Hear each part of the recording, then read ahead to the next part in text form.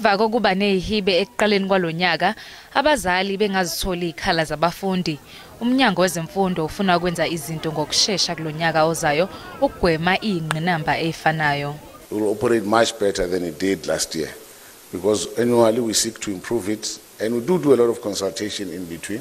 Ukubhalisa ngalolu hlelo akukho nzima. You need to log on to www.gdeadmissions.gov.za on any smartphone or computer.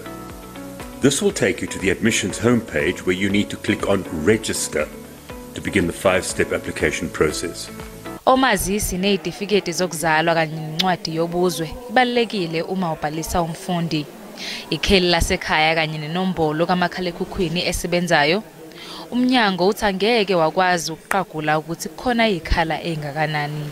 In terms of capacity, we are working around the clock to ensure that we get the spaces right so that we increase the capacity.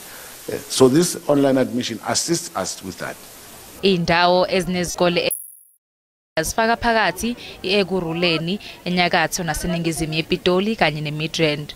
Abazali bephinde bexwayiswa ukuthi bebhalise izingane zabo endaweni eziseduze nalapho behlala khona njengoba lokhu kunyusa amathuba ukuthi zamukelwe ezikoleni.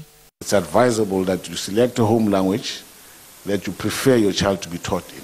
Kuzokwengezwa amagumbi okufundela angumahamba nendlwana endaweni lapho izikole zincane khona.